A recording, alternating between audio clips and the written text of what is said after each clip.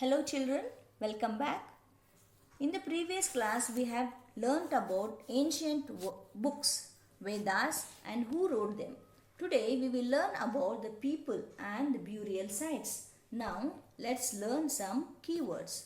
Veda, language, hymn, chariot, sacrifice, raja, slave, megalith, burial, skeletal and iron. Now let's learn about the words to describe people. There are several ways of describing people. In terms of the work they do, the language they speak, the place where they belong to and their family and their communities and cultural practices. Let us see some of the words used to describe people found in the Rig Veda. There were two groups who are described in terms of their work. First group is the priest, sometimes called Brahmins, who preferred various rituals like performing puja and yajnas. And the other group is the Rajas.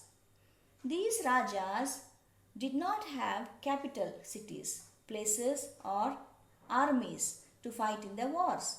They did not collect taxes also.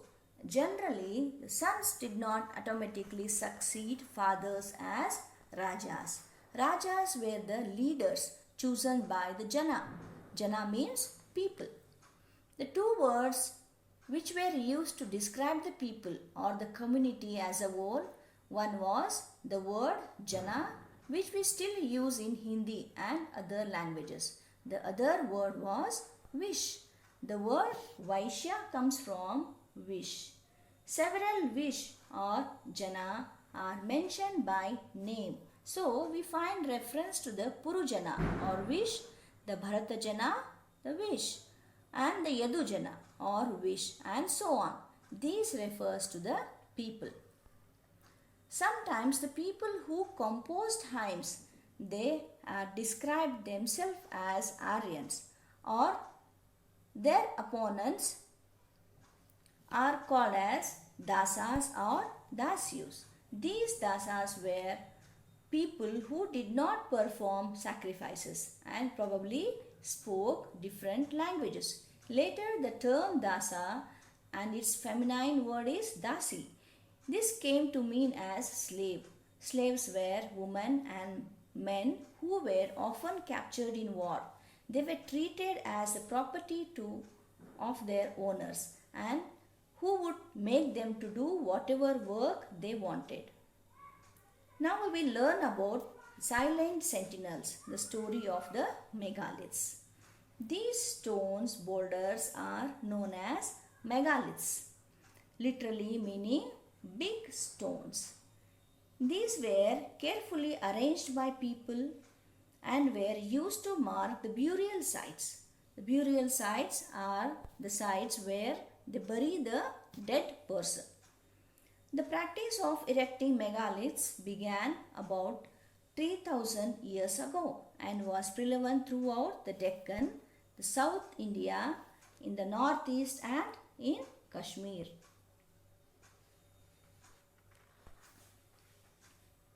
While some megaliths can be seen on the surface, other megaliths burials are underground.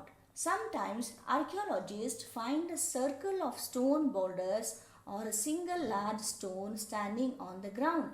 These are the only indications that there are burials under the ground.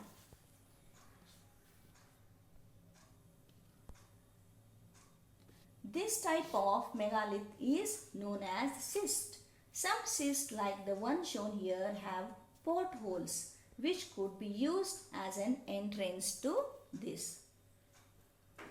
All these burials have some common features. Generally, the dead were buried with distinctive pots, which were called as black and red ware. Also, there are tools and weapons found of iron, and sometimes there were skeletons of horses, horse equipment, and ornaments of stone and gold were found. Here you can see some of the pots. These are the black and red ware pots which were buried with the dead people. Here you can see some of the weapons. Iron equipment found from megalith burials. This is a horse equipment. These are axes and this is a dagger. Archaeologists think that the objects found with the skeleton probably belong to the dead person. Sometimes more objects are found in one grave than in another. In Brahmagiri, one skeleton was found with 33 gold beads, 2 stone beads, 4 copper bangles and 1 conch shell. Other skeletons have only a few pots. These finds suggest that there was some difference in status among the people who were buried. Some were rich, others were poor, some were chiefs and some were followers. Some skeletons are not having any ornament. This shows that social status of the people. Some megaliths contains more than one skeleton. Stone circles or boulders served as signposts to find the burial sites. Sometimes megaliths contain more than one skeleton. These indicate that people perhaps belonging to the same family were buried in the same place, though not in the same time. The bodies of those who died later were brought into the grave through the portholes. Stone circles or boulders which were placed on the surface probably served as signposts to find the burial site. So the people could return to the same place whenever they wanted to. There are some archaeologists find in Inamgaon. Almost 134 mud houses were excavated. Oval-shaped pits have been found inside the houses. Red color pots, terracotta figures have found. There were few tools, ornaments and articrafts of copper, beads of terracotta, semi-precious stones and ivory were also found. Some seeds and thousands of animal bones were the important finds. The special burial at Inamgaon, it is a site on the river Ghod, a tributary of Bhima. It was occupied between 3600 and 2700 years ago. Here the adults were generally buried in the ground and they were laid the bodies out straight with the heads towards the north side. Sometimes burial were built within the houses, means inside the house. Vessels that probably contained food and water were placed along with the dead.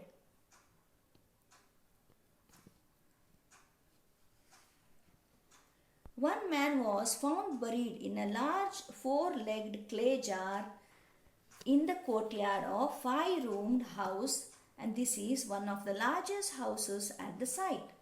In the center of the settlement, this house also had a granary. The body was placed in a cross-legged position.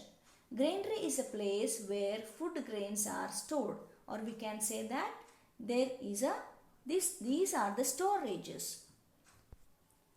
What skeletal studies tell us? It is easy to make out the skeleton of a child from its small size. However, there are no major differences in the bones of a girl and a boy. Can we make out whether a skeleton was that of a man or a woman? Sometimes people decide on the basis of what is found with the skeleton. For instance, if a skeleton is found with jewelry, it is sometimes thought to be that of a woman. However, there are problems with this also. Often men also wore ornaments. These distinctions or differences are based on modern skeletal studies. The better way of figuring out whose skeleton it is to look at the bone structure. The hip of the pelvic area of woman is generally larger than man to enable childbearing. About 2000 years ago, there was a famous physician named Charaka who wrote a book on medicine known as the Charaka Samhita. There he stated that the human body has 360 bones. This is a much larger number than the 200 bones that are recognized in modern anatomy. Charaka arrived to this figure by counting the teeth, joints and cartilage bones. Now we will learn about the occupations at Inamgam, agriculture and animals. Archaeologists have found seeds of wheat, barley, rice, pulses, millets, peas and sesame. There is also evidence of bones of a number of animals, many bearing cut marks that show they may have been used as food. These include cattle, buffalo, goat, sheep, bones of dog, horse, ass, pig, sambar, spotted deer, black buck, antelope, hare, and mongoose. Besides these, there were even birds, crocodiles, turtle, crab, and fish were also found. There is an evidence that fruits such as bear, amla, jamun, dates, and a variety of berries were also collected in these sites. Here you can see some of the grains.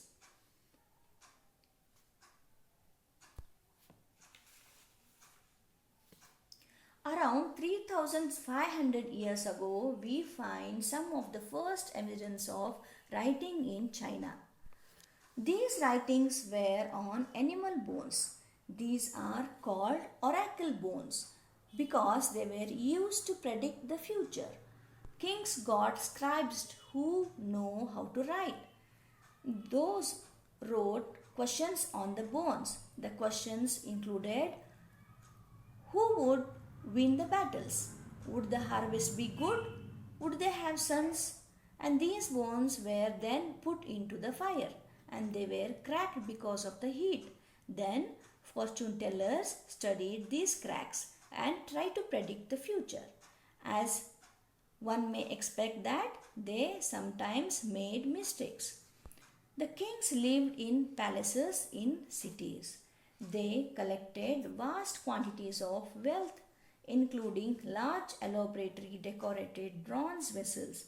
However, they did not know the use of iron.